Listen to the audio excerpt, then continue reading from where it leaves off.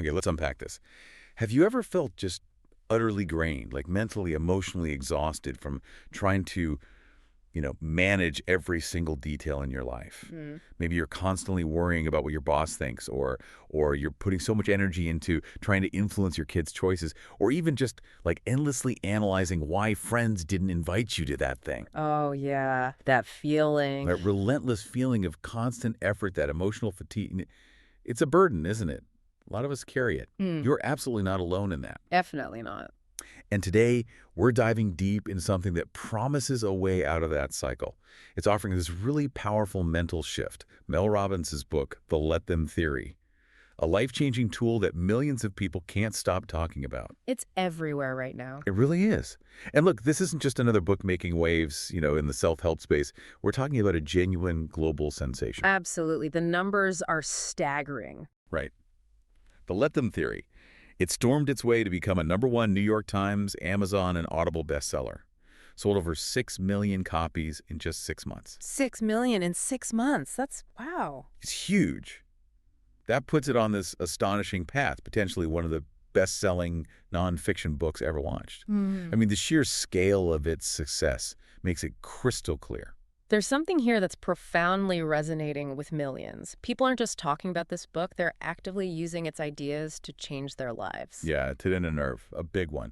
So our mission in this deep dive is to go beyond just the buzz. We want to understand not just what this theory is, but, why. Why has it captivated so many? What practical, really actionable shifts does it offer? And honestly, why this might be the exact tool you've been looking for to get your peace back, reclaim your personal power, maybe even make you want to grab a copy yourself. And what's really fascinating here, kind of foundational to understanding the book's impact, is Mel Robbins herself. Many people will know her name, right? From her massively successful podcast, her earlier work, The 5-Second Rule. Exactly. But she isn't just presenting some totally new idea out of the blue. Instead, she's offering this remarkably simple, yet profoundly effective framework. And it's really deeply rooted in her own personal struggles, but also in these universal human experiences. That relatability factor. Totally. She's consistently called an expert in mindset, life improvement, and behavior change by big names like the Wall Street Journal, Time Magazine, which, that says a lot about her credibility and how effective her stuff actually is. Yeah, that's serious validation. But her journey to get there, it wasn't a straight line at all. And that's actually what makes her so relatable, makes her advice so powerful. I mean, imagine this. Successful criminal defense attorney, then a TV commentator. Right. Yet behind the scenes, she was grappling with really significant anxiety, crippling debt. She hit this near rock bottom moment at 41. Wow, 41. Yeah.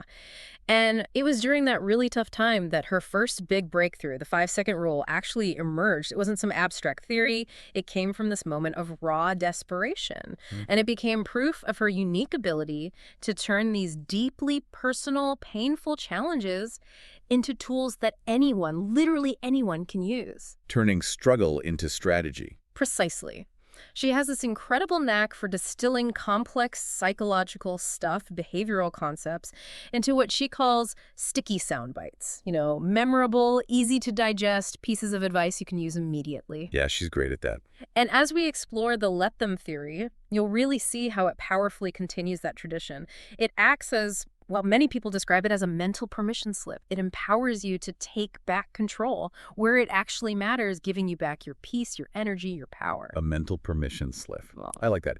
Okay, so let's get into her story a bit more, because here's where it gets really interesting and just deeply human. Mel Robbins isn't one of those polished motivational speakers who seems like they've always had everything figured out, radiating confidence from day one.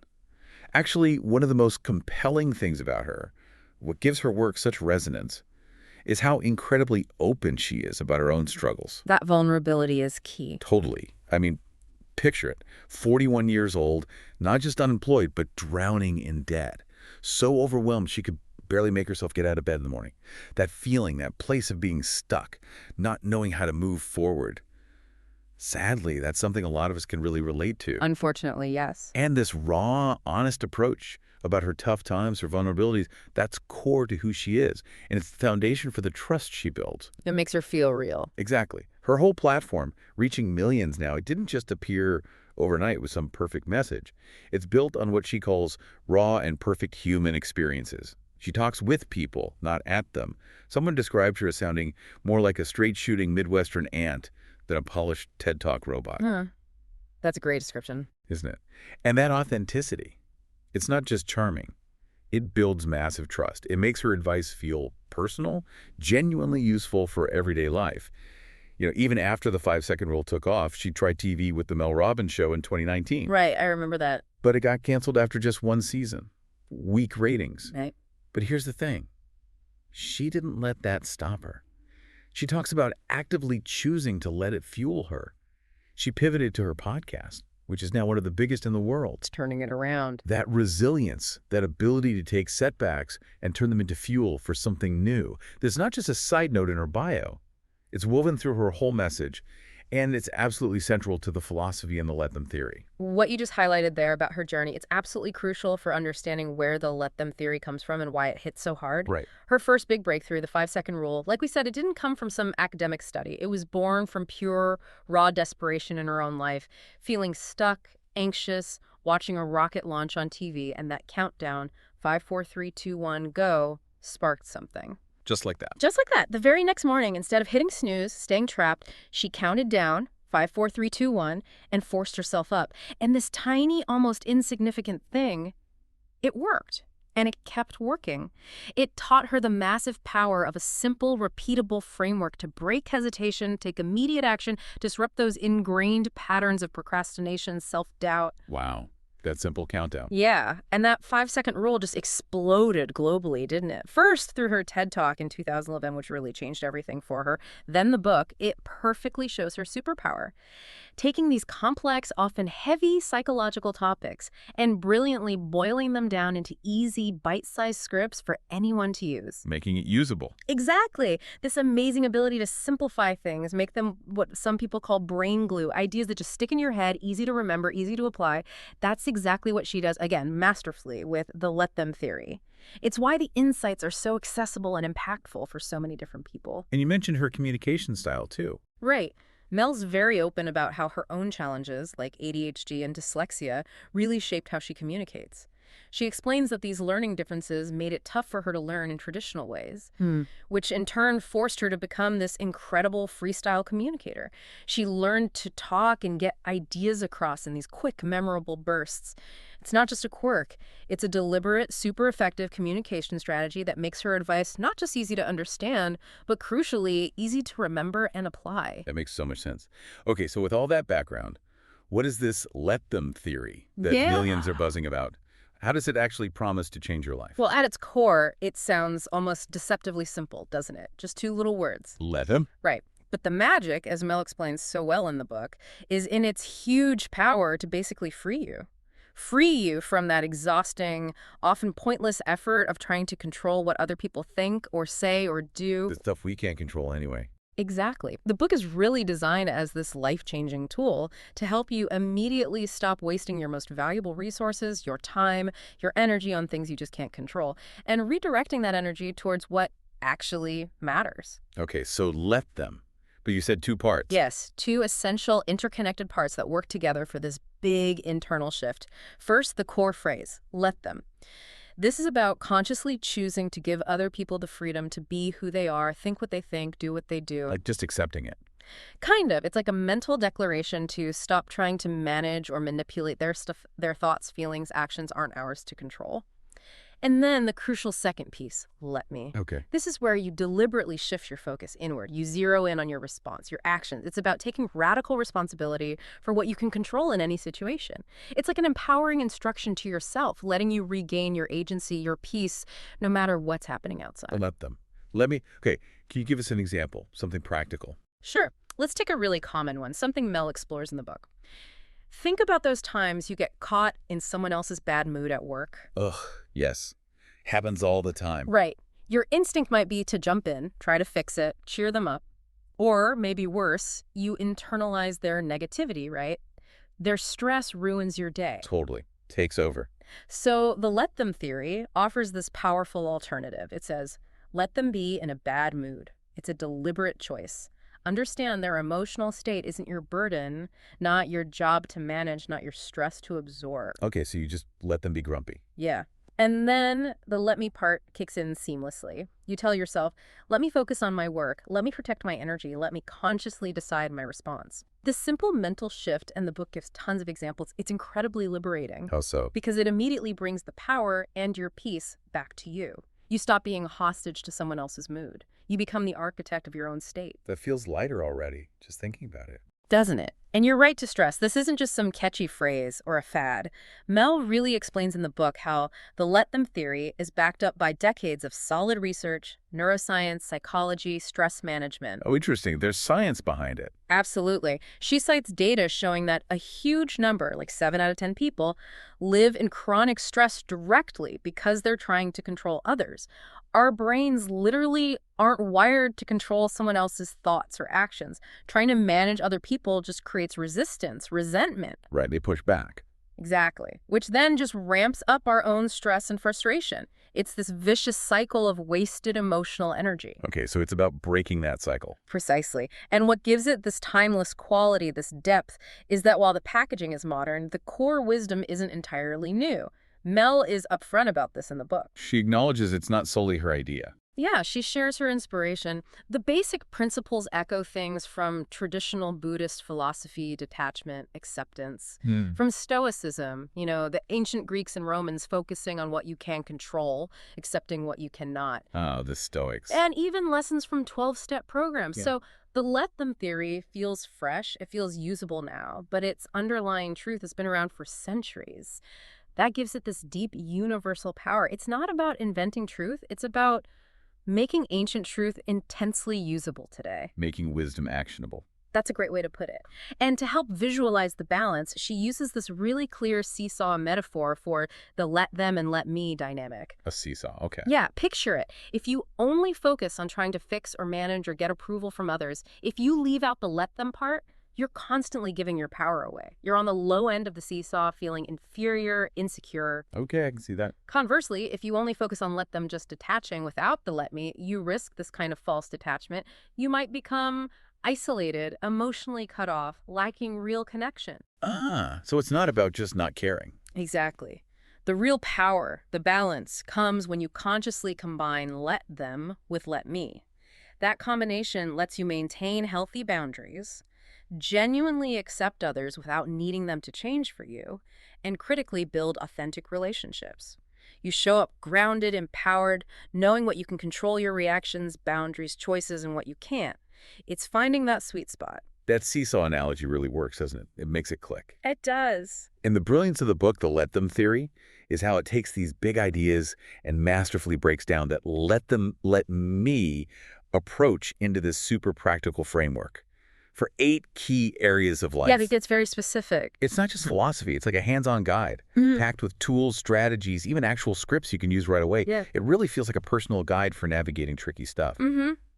Actionable is the word. Let's dive into some of those practical applications then. Starting with something universal. Managing stress. We all get stressed, right?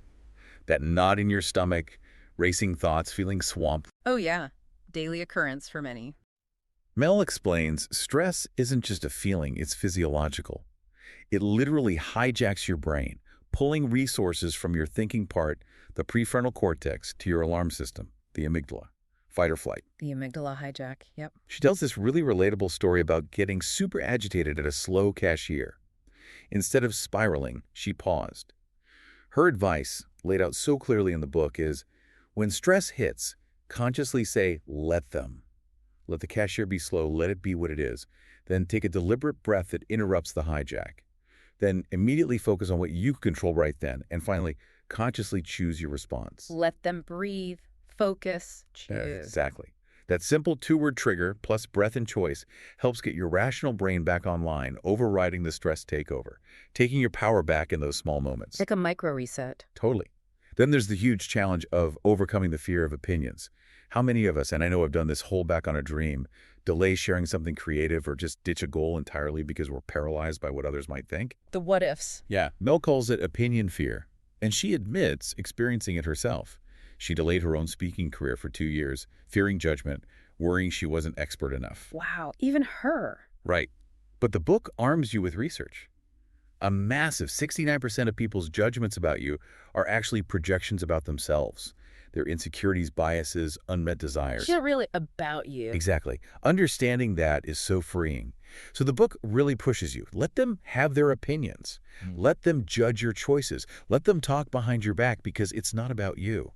Instead, consciously choose. Let me live authentically. Let me pursue my goals. Let me share my stuff, unburdened by needing their approval. Reclaiming your right to be you? Yes. And then there's a section that really hit home for a lot of readers, myself included, adult friendships. Ah, yes, the shifting sands of friendship. Right, Mel talks about the great scattering.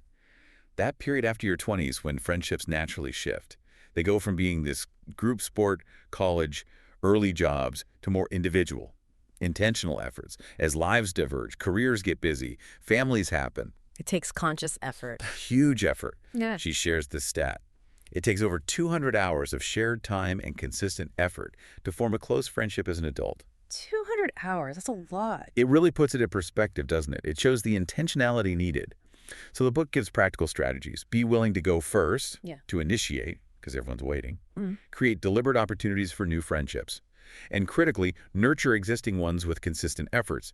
Don't just wait. Proactive friendship building. And also, gracefully accepting that some friendships fade. Yeah. Letting go of what was to make space for new, deeper connections that align with who you are now. Practical tools for building your authentic circle. It's very empowering advice for what can be a lonely phase for some. And building on those practical areas, the book goes even deeper into some really nuanced stuff, like emotional reactions, what Mel bluntly calls tantrums in adults. Adult tantrums. Okay, tell me more. Think about it. How often do you see an adult colleague, partner, friend reacting in a way that seems totally disproportionate? Immature. Yeah, rage texting, sulking. Exactly. Mel suggests many adults revert to these childlike behaviors because they never learned proper emotional regulation. So she offers this reframe. Imagine the 8-year-old version of that person having the outburst. Oh, that creates distance. Instantly, it lets you respond with compassion while keeping your boundaries instead of getting sucked into their drama. Then she gives this practical ABC loop. Acknowledge their pattern without judgment, break the cycle by not engaging with the tantrum, don't mirror it, don't fix it, and choose your response silence, a boundary, a calm statement. It's a powerful way to handle tricky interactions without absorbing their baggage. Acknowledge, break, choose. I like that. Very clear. And another common frustration trap, motivating others to change. Partner's health, kids' choices, colleagues' work. We try to force or persuade people. And it never works. Or rarely. Right. The book hammers home this truth. People only change when they feel like it. External pressure, nagging, ultimatums, they just create resistance, defensiveness. So what's the alternative? Instead, she offers another brilliant framework, the ABC loop for influence. It's subtle but powerful. Apologize for any past pressure and ask open-ended, curious questions about their feelings or motivations. That opens dialogue. Okay, starts off. Then, back off completely. Observe their behavior without comment, give them space, and finally, celebrate any progress, no matter how small, while you continue to change and model the desired behavior yourself. Apologize, ask. Back up, observe. Celebrate change. It preserves their autonomy, respects their agency, fosters intrinsic motivation. It strengthens the relationship instead of damaging it with nagging or pressure. It's quite profound, actually. That's a really different approach, more respectful. Definitely. And finally, the book gives truly transformative advice on choosing the love you deserve, especially in romance. Mel's core message here is unwavering. Let them show you who they are through their consistent actions. Not just words, not your idealized potential. Oof. Action's not potential. That's tough, but true. It means bravely letting go of the urge to fix someone or wait for them to change or project a future that doesn't match their present behavior. The book guides you on having commitment conversations based on valuing your time, your needs, shared visions, not ultimatums. Healthier conversations. And it even gets into the science of heartbreak. Explains how endings affect us neurologically, like withdrawal, dropping dopamine, surging cortisol, real physical and emotional pain. Understanding that normalizes it. Knowing it's chemical helps somehow. It does. Then it gives actionable steps for healing, processing pain, creating space for new, healthier beginnings. And crucially, the let them theory really emphasizes, you are the love of your life. Your relationship with yourself is the longest one you'll have. Make it good. Make choices that serve you. Reflect the love you deserve. Powerful stuff. Wow. Okay, so this book sounds incredibly impactful, but like any phenomenon, it sparked debate, right? There must be critiques. Oh, absolutely. No viral sensation escapes robust discussion, strong opinions, and it's important we look at all sides. Definitely. We've seen the whole spectrum, life-changing on one end to poorly written or basic on the other. Okay, so what are the main criticisms? Some readers found it repetitive. They felt the core message, while powerful, could maybe be summarized much faster, like in a few pages or one podcast episode, not a whole book. The padding argument. Kind of. Others felt that for really complex situations, maybe involving trauma or deep-seated issues, the advice felt a bit oversimplified, like it lacked actual real-world advice for the really tough stuff, maybe coming across as a watered-down maybe formula version of Stoicism if you already know those concepts. Right, not nuanced enough for some. Potentially for some, yeah. And then there's been that notable controversy about originality, the accusations that the let them concept itself borrows heavily from a viral poem by Cassie Phillips, Let Them, without what some feel is proper credit. The plagiarism discussion. Exactly. That point led some former fans to say they'd boycott Mel Robbins. It sparked a big online conversation about attribution in the self-help world. Okay, that's significant. How is that addressed? Well, it's true. Self-help often repackages ancient wisdom, right? The let them theory definitely has parallels to detachment stoicism. Mel herself addresses this in the book. She explicitly says she didn't invent the idea. She doesn't claim invention. No. She shares she was inspired by a young person using the phrase, and her stated goal was to popularize it, make it super accessible for a mainstream audience. Her acknowledged superpower, even critics often note, is popularizing this term and making it mainstream, making an abstract idea really usable, rather than claiming philosophical originality. So it's about accessibility, not invention. That seems to be her framing. And regarding the oversimplification point, while some critics felt it might be out of touch for people dealing with deep trauma or systemic barriers, maybe minimizing real limitations, which is a fair concern to raise, it's also true that tons of other readers, including a psychotherapist who reviewed it, found huge value precisely because it offered a simple yet applicable theory. This therapist found it was something they could use immediately, personally and professionally. The short, digestible chapters were often praised for making complex ideas feel achievable. So the simplicity was a feature, not a bug, for many. Exactly. Which leads to the counter-narrative from the massive number of fans. Many loved it because it was easy to understand and offered usable tools for the average person. For people really struggling with overthinking, people-pleasing, the burden of trying to control everything, the book's clear, direct, sometimes repetitive style was exactly what they needed. It cut through the noise for them. Yes, it excels at translating complex ideas into usable tools, giving a clear mental map, helping them focus on what they control and consciously decide how they react. Okay, but there was another counterpoint you mentioned, the don't let them idea. Right, this is crucial. Some critical discussions framed it this way. While the let them theory is fantastic for personal emotional regulation, managing individual stress, finding inner peace. Which is huge. Huge, but as one article thoughtfully pointed out, it's maybe less than ideal for tackling bigger issues of brokenness and injustices in society. So when action is needed, not just acceptance. Precisely. This don't let them theory argues for a different approach in broader societal or ethical situations. It reminds us there's a time for personal detachment and a necessary time for collective action speaking up, challenging harmful systems, confronting injustice. Like a toxic workplace or discrimination. Exactly. In those cases, just personally letting them might help you cope.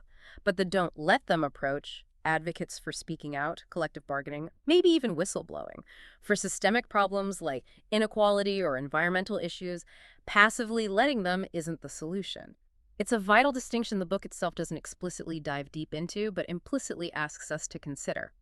When does personal peace become complicity versus a wise strategy for self-preservation? Knowing when to apply which tool. Yes.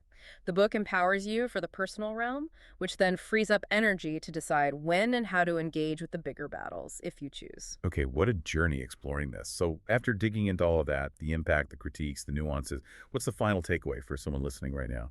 Well, despite the valid discussions about originality or simplicity, you just can't overstate the sheer impact and deep resonance the let them theory has had with millions.